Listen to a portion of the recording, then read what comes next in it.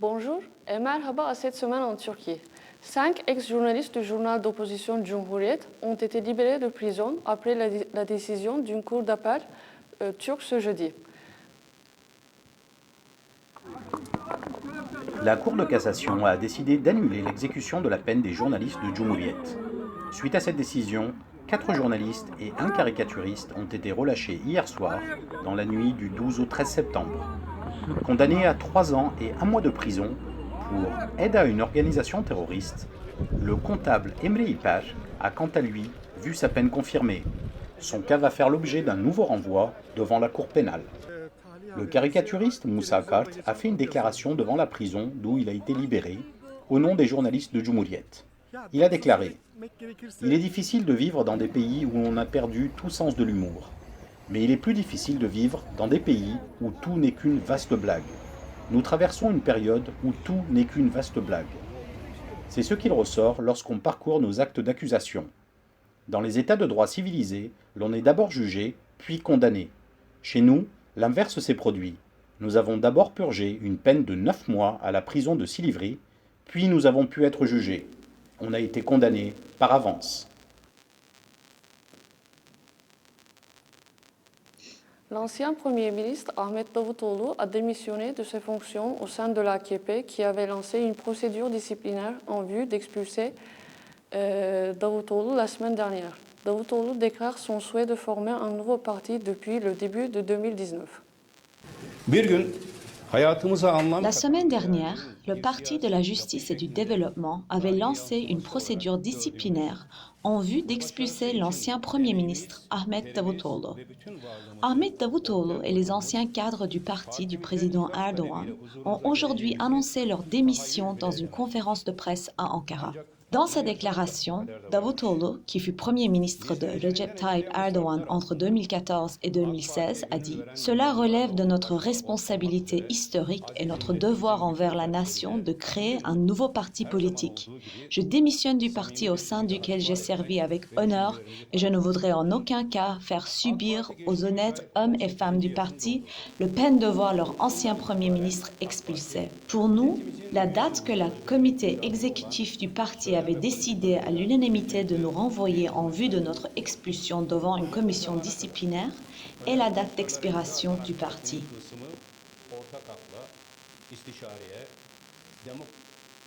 Ça faisait longtemps qu'on attendait ces déclarations sur le nouveau parti politique qu'il était en train de créer. Ali Babacan est sorti de son silence. Répondant aux questions d'Ahmet Taşgetiren et de Yıldıray Yoğur du journal Karar, Babacan a déclaré « Nous allons créer le parti avant 2020. Nous travaillons avec ceux qui étaient derrière les fourneaux durant les années prospères de la Turquie. » Relatant sa déception avec l'AKP, Babacan a dit « Nous voulions une Turquie vraiment différente de celle-ci. Ce n'est pas une déception personnelle, mais une déception pour le pays. » Et lorsque les journalistes lui rappellent la proposition de collaboration qu'Erdogan lui aurait formulée, Babacan répond qu'il ne lui était plus possible de travailler dans le cadre d'un parti existant, car selon lui, la Turquie aurait besoin d'une nouvelle perspective. Lorsqu'il compare l'AKP d'aujourd'hui à celui de 2002, Babacan dit « Aujourd'hui, la situation est très différente. La Turquie a de nouveau un problème de liberté, de droits fondamentaux, mais leur substance a évolué. Ces problèmes concernent des parties différentes de la population. La Turquie a également un problème dans sa justice, dans son économie, et cela concerne tout le monde. La société dans son ensemble partage les mêmes difficultés. » À la question concernant la date de la création de son nouveau parti, Babacan a indiqué vouloir le faire avant 2020. Quant à son équipe, Babacan refuse de donner des noms, préférant dire qu'il s'agissait des personnes aux commandes lorsque la Turquie vivait un développement économique.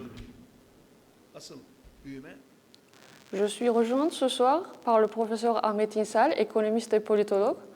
Bonsoir, monsieur İnsal. Bonsoir. Alors, depuis un certain temps, on parle des deux partis potentiels des deux dissidents de l'AKP, celui de l'ancien Premier ministre Ahmet Davutoğlu et celui de l'ancien ministre de l'économie Ali Babacan. Et Ali Babacan a tenu à préciser dans l'entretien qu'il a donné cette semaine que son parti se concrétisera avant la fin de l'année. Et pour sa part, Ahmet Davutoğlu, qui a démissionné ce matin, a déclaré que leur mission n'était pas terminée. Premièrement, pourquoi, à votre avis, ils ont décidé de faire route à part? Qu'est-ce qui les sépare idéologiquement? Déjà, nous savons que depuis 2 ans, la plupart des gens qui étaient à l'origine de la création du Parti de justice et développement se sont éloignés de la direction du parti et de l'entourage d'Erdogan. On peut à peu près identifier ce début de séparation et d'éloignement de la période du référendum de 2017.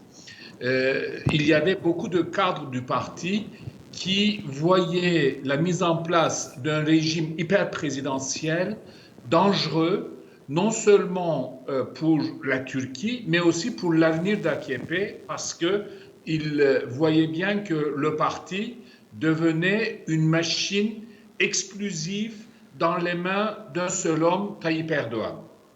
Et donc, de ce point de vue-là, déjà, je pense, à partir de 2017, il y a eu un éloignement. En 2018, Tayyip Erdogan n'a pas mis ses noms, ni Ali Babacan, ni Davutoğlu, dans la liste des candidats du parti. Donc déjà, il les a éliminés, ou peut-être ils n'ont pas voulu y être, je ne sais pas. Mais en tout cas, déjà, à partir des élections présidentielles et législatives qui ont eu lieu en juin 2018, le AKP est devenu vraiment un parti totalement contrôlé par la garde rapprochée de Tayyip Erdogan et notamment par son gendre Berat Albayrak, qui est devenu vraiment l'homme le plus en plus présent dans cette affaire. Et de l'autre côté, le ministre de l'Intérieur, Süleyman Soylu, qui était un transfuge d'un autre parti centre-droite. Donc, Davutoğlu d'un côté et Babacan de l'autre, nous savons depuis plus d'1 an qu'ils envoient des messages de mécontentement. Évidemment, Abdullah Gül surtout, l'ancien président de la République, est peut-être celui qui a envoyé les messages critiques les plus explicites dans les limites du possible par rapport à son genre sur la tournure que prennent les choses en Turquie vers cette dérive au-delà de l'autoritarisme, dérive autocratique de la Turquie. Mais il faut préciser une chose, c'est qu'ils n'ont pas voulu démissionner avant les élections de 2018 pour ne pas donner l'apparence qu'ils torpillent AKP et qu'on les accuse de trahison. Mais maintenant, ils le font, mais de toute façon, Tayyip Erdogan a déjà commencé à les accuser de trahison, d'avoir poignardé dans le dos, d'avoir cassé l'unité de la communauté musulmane, etc. etc. Et à votre avis, est-ce le moment idéal pour concevoir un nouveau parti après les échecs de l'AKP dans les élections locales? Oui, probablement. S'ils avaient créé ce parti ou ces élections ou cette initiative avant les élections municipales, Tayyip Erdogan aurait accusé ces dissidents de l'échec des élections. Donc, du coup, je pense qu'ils n'ont pas voulu endosser l'échec, la responsabilité d'échec des élections municipales. C'est pourquoi je crois qu'ils ont attendu que l'échec ait lieu ouvertement, sans leur responsabilité, parce qu'ils n'ont pas ouvert leur bouche durant la campagne des élections municipales de mars 2019, ni celui de juin 2019, et ils ont attendu que la stratégie de Tayyip Erdogan et le parti AKP totalement contrôlé par Tayyip Erdogan échouent aux élections municipales pour pouvoir désormais dire que l'AKP n'est plus le parti gagnant qu'ils ont connu il y a 10 ans. Et qu'avez-vous pensé des déclarations de Ali Babacan dans l'entretien qu'il a donné? Certains l'ont trouvé assez faible dans sa prise de position contre le président Erdogan et généralement il était très flou dans plusieurs points politiques. Pour le moment, Ali Babacan a une stratégie de ne pas de prendre position de face et de front par rapport à Erdogan. Donc, il ne veut pas entrer dans une polémique avec Tayyip Erdogan parce qu'ils attendent à avoir un soutien plus important au sein du parti. Et dans le parti, il y a beaucoup de gens qui sont critiques vis-à-vis de Tayyip Erdogan, mais qui ont peur de deux choses. D'abord, que Tayyip Erdogan invente des accusations contre par exemple, d'être en relation avec la communauté Gulen, etc. Vous savez que c'est l'épée de Damoclès qui pèse sur tout membre de AKP, cette accusation d'intelligence avec Fethullah Gulen. Tayyip Erdogan lui-même, il était bien en intelligence avec Fethullah Gulen, et tout membre de AKP est susceptible d'être accusé d'être intelligence avec Fethullah Gulen à un moment ou à un autre. Et deuxième accusation, c'est l'accusation de trahison, de faire perdre tous les acquis des conservateurs musulmans depuis 10 ans en Turquie, etc. Donc, du coup, je pense qu'il n'a pas une stratégie frontale d'opposition, il a plutôt une stratégie de contournement, et il a probablement aussi une stratégie de pouvoir ressusciter. Dans la discussion avec les deux journalistes, j'ai senti Ali Babacan jouer plus la carte pour assurer les classes moyennes et surtout leur donner l'espoir de retour des années d'économie prospère des années 2000.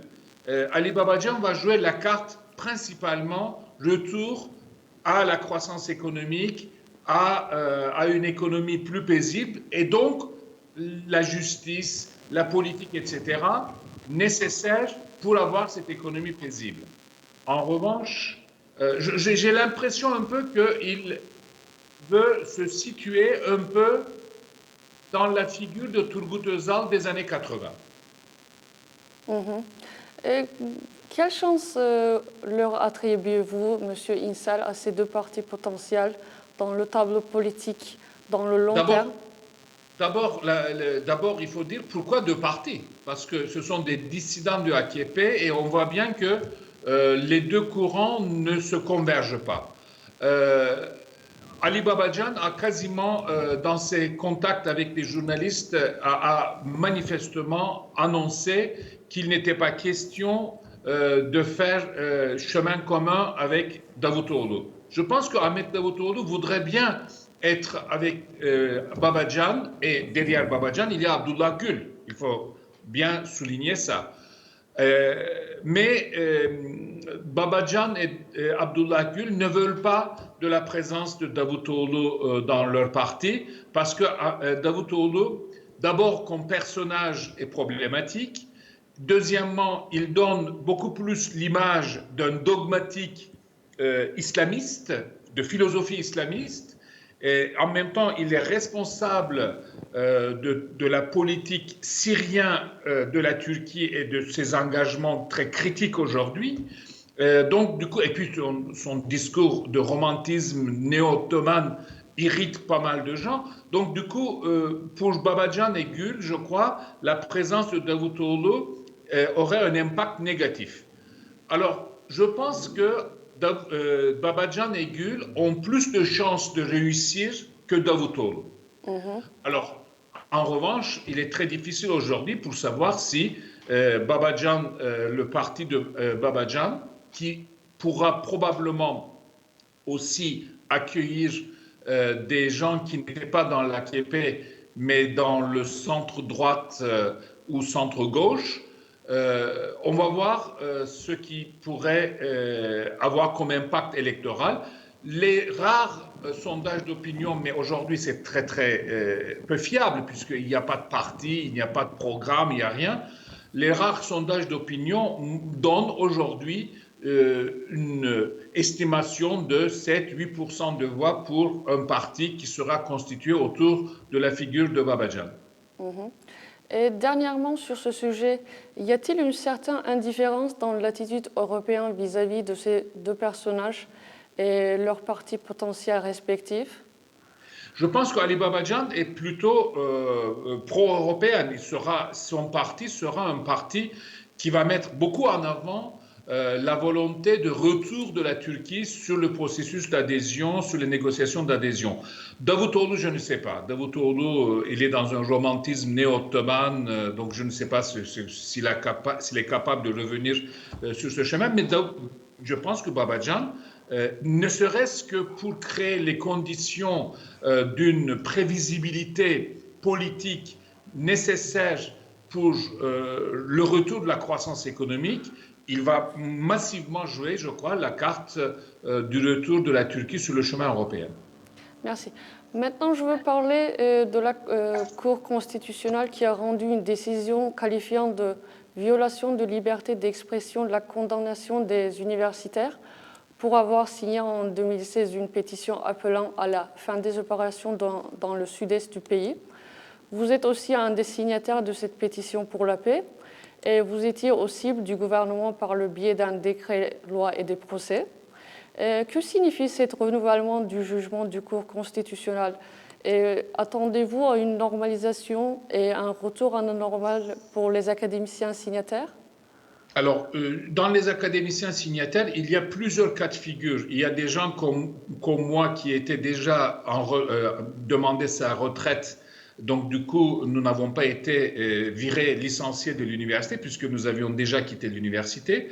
Il y a des gens contre lesquels des procès n'ont pas encore été ouverts, comme moi par exemple, et puis d'autres qui sont condamnés. Et même, il y a mon ami Füsun Üstel, ma collègue Füsun Üstel, qui a même purgé quelques mois de prison. Donc, il y a toute une série de figures différentes. Mais la décision de la Cour constitutionnelle est très importante parce que les condamnations de mes collègues à 1 an de prison, certains à 2 ans de prison, etc., et les procès en cours étaient toujours sous le chef d'accusation de propagande de l'organisation terroriste.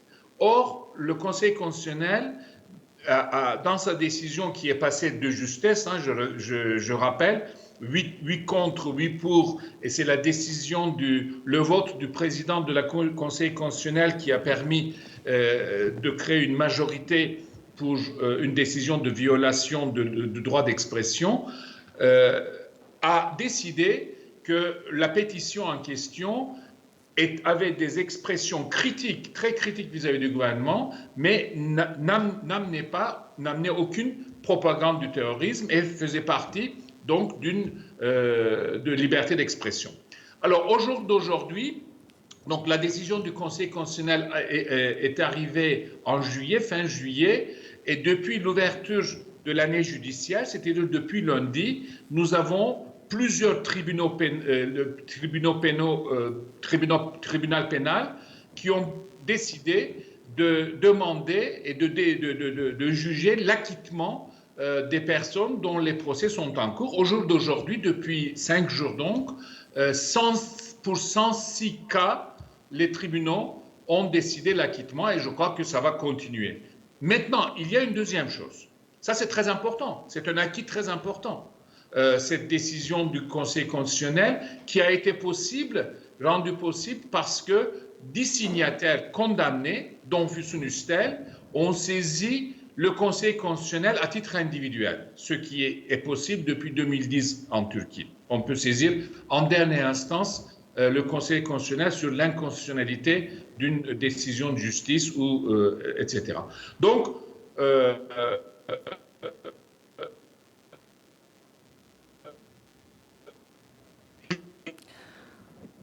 il va y avoir une révision de leur procès. Maintenant, il y a un deuxième problème. Il y a des centaines d'universitaires qui ont été licenciés par décision administrative parce qu'ils ont été signataires. Maintenant, la deuxième lutte qui va commencer, c'est l'obtention de leur retour à leur université. Donc, probablement, il va y avoir des procès devant les tribunaux administratifs. Et troisièmement, il va y avoir aussi des procès probablement pour des dommages qui ont subi, pour la couverture des dommages qu'ont subi les universitaires qui ont été emprisonnés confusionnistels ou qui ont perdu pendant 2 ans, pour certaines, leur salaire, leur statut. Il y a aussi des gens dont la sortie du territoire était interdite. Tout ceci vont constituer encore une et troisième étape de la lutte pour le retour, le recouvrement des droits de mes collègues. Et vous aviez expliqué votre signature par votre appartenance à la République turque et votre demande de vivre dans un pays démocratique, qui a été interprétée par la justice en 2016 de soutien au terrorisme. Qu'est-ce qui a changé aujourd'hui ? À l'époque, quand le journaliste m'avait posé la question pourquoi vous critiquez l'État turc pour ses exactions dans les villes de Cizre, etc., et non pas le PKK qui lutte contre l'État, j'avais donné la réponse suivante. Moi, je suis citoyen de la Turquie. Mon interlocuteur, c'est l'État de la Turquie. Je peux demander en tant que citoyen de la Turquie des comptes à l'État. Je suis un électeur. Le PKK n'est pas mon interlocuteur. Je n'ai pas à demander quoi que ce soit à PKK. Je n'ai pas de lien ni politique ni institutionnel avec le PKK. Et cette analyse a été considérée comme propagande du terrorisme, alors que je ne défendais ni PKK ni critiquais PKK, puisque ma position était claire. Aujourd'hui, qu'est-ce qui a changé ? Pourquoi le Conseil constitutionnel a décidé cette violation des droits d'expression? Probablement, d'abord, il y a un épuisement de la situation, un peu l'épuisement de la situation. Il y a une volonté peut-être de normalisation très partielle sur certaines questions. L'économie turque va très mal. Donc, du coup, je pense que le gouvernement ou Tayyip Erdogan veut un peu calmer les choses. Et puis, n'oublions pas une dernière chose, c'est que le Conseil constitutionnel est sous la pression aussi de la Cour européenne des droits de l'homme. Et si le Conseil constitutionnel ne reconnaissait pas la violation de liberté d'expression, mes amis allaient devant la Cour européenne des droits de l'homme et la Turquie allait être condamnée et le Conseil constitutionnel allait perdre encore plus son prestige. Déjà, il en a perdu beaucoup. Donc, du coup, il pourrait être même son statut de première étape de la Cour européenne des droits de l'homme pourrait être remis en cause. Il y a un débat là-dessus dans la Cour européenne des droits de l'homme pour savoir si le Conseil constitutionnel pourrait continuer à être considéré comme première étape de la Cour européenne des droits de l'homme. Donc je pense qu'il y a tout ça qui ont fait que le Conseil constitutionnel, de justesse, je rappelle quand même, de justesse, 8 juges constitutionnels ont voté pour violation et 8 juges constitutionnels ont voté contre la violation. Donc ce n'est pas une victoire écrasante non plus et une position écrasante du Conseil constitutionnel. Merci beaucoup, Monsieur Insal, d'avoir participé à notre émission. Au revoir, bonne soirée. Bonsoir. Maintenant, on regarde nos images sur la Cour constitutionnelle qui avait déclaré les poursuites dont les académiciens de la paix faisaient objet de violations de liberté d'expression. Les universitaires de la paix obtiennent des acquittements en Syrie. Les universitaires pour la paix, jugés pour avoir signé une pétition, ont pour la première fois obtenu un acquittement. L'universitaire Özlem Şendeniz, qui était jugé par la 30e chambre pénale d'Istanbul, a été acquitté le 6 septembre. C'est notamment la décision de la Cour constitutionnelle qualifiant ces poursuites de violation de la liberté d'expression qui a été utilisée comme fondement juridique pour ces acquittements. Actuellement, plus de 20 universitaires pour la paix ont été acquittés. Le CHP a rédigé une proposition de loi afin de réintégrer les universitaires licenciés en raison de leur participation à la pétition intitulée « Nous ne serons pas complices de ce crime ». C'est le vice-président du groupe parlementaire CHP, Özgür Özel, qui est à l'initiative de cette proposition. Il entend se servir de la décision de la Cour constitutionnelle pour réintégrer les 406 universitaires. Au mois de janvier 2016, un groupe d'universitaires, enseignants et chercheurs connu sous le nom d'Universitaires pour la paix, avait signé une pétition intitulée « Nous ne serons pas complices de ce crime », qui critiquait le gouvernement pour l'utilisation de la violence contre les civils durant sa lutte contre le PKK. Dès lors, les signataires et les personnes qui les soutenaient ont fait l'objet de centaines de poursuites. Une correction, le nombre des acquittements sont de 106 maintenant. Le président Erdogan a rencontré les maires des métropoles nouvellement élus. Le président Erdogan a reçu les maires des 29 plus grandes villes de Turquie suite aux élections municipales du 31 mars et celles d'Istanbul, renouvelées le 23 juin. Ce sont donc les 29 maires des métropoles de Turquie, sans distinction de parti, qui auront pu rencontrer le président dans son palais. Parmi eux, les 3 administrateurs qui remplacent les maires élus révoqués. Tout en soulignant que les mairies avaient des problèmes financiers, Erdogan a dit qu'il était possible de le résoudre. Puis il a orienté ses critiques envers les mairies dirigées par le CHP, sans pour autant les nommer, en raison des licenciements de personnel effectués par les nouveaux dirigeants. Erdogan a prétendu ne jamais avoir opéré de tels licenciements sous sa mandature. Malgré ces critiques, les maires CHP et AKP se sont déclarés satisfaits de cette rencontre, qui a duré 3h30. Les maires ont disposé d'un temps limité pour adresser leurs doléances et ont pu obtenir des réponses des ministres, alors qu'Erdogan prenait fréquemment des notes. C'est Ekrem İmamoğlu, maire d'Istanbul, qui a été désigné par son parti pour être le porte-parole des mairies CHP. Il a proposé la création d'une commission regroupant les mairies du gouvernement et de l'opposition afin de participer à l'élaboration des lois qui concernent les municipalités. Cette demande, appuyée par de nombreux maires et validée par le président, a abouti à la création d'une commission paritaire. Des sources proches du CHP ont qualifié cette initiative d'Erdogan comme une tentative de normalisation, tout en soulignant que de nombreuses actions similaires avaient été lancées par le passé, puis restées sans suite. La Banque centrale de Turquie a publié ses nouveaux taux d'intérêt principal. Le principal taux d'intérêt de la Banque centrale a été ramené de 19,75% à 16,5%, soit une baisse de 3,25 points. Cette deuxième réduction significative en quelques mois atteint donc un total de 7,25 points.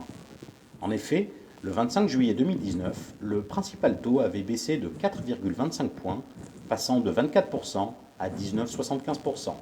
En août 2018, la livre turque avait dû faire face à une brusque chute, atteignant 1 dollar pour 7 livres. Le 20 septembre, la Banque centrale avait augmenté son principal taux d'intérêt de 6,25 points, passant de 17,75 à 24%. Aujourd'hui, après cette décision, 1 dollar vaut environ 5,70 livres turques. C'est l'une des plus importantes activités culturelles de la mégapole. La Biennale d'Istanbul lance sa 16e édition. Organisée par la Fondation pour la culture et les arts d'Istanbul, la 16e édition de la Biennale d'Istanbul ouvre ses portes ce 14 septembre, sponsorisée par la Koç Holding. Cette exposition sera gratuite et se déroulera dans le nouveau bâtiment à Tophane du Musée de l'art public et de la sculpture d'Istanbul, rattaché à l'Université des beaux-arts Mimar Sinan, ainsi qu'au musée Pera et enfin à Büyükada. Avec comme curateur Nicolas Bourriaud, universitaire et écrivain, la Biennale propose de réunir 56 artistes et collectifs d'artistes sous le thème du 7e continent. Les œuvres exposées proposeront une réflexion sur la pollution culturelle et naturelle provoquée par l'humanité. 36 nouvelles œuvres seront exposées pour la première fois à l'occasion de cette 16e édition à Istanbul.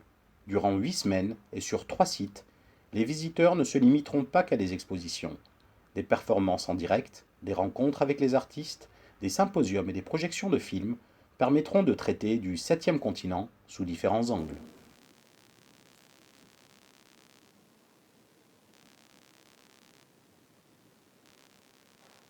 Merci de nous avoir regardés et à la prochaine.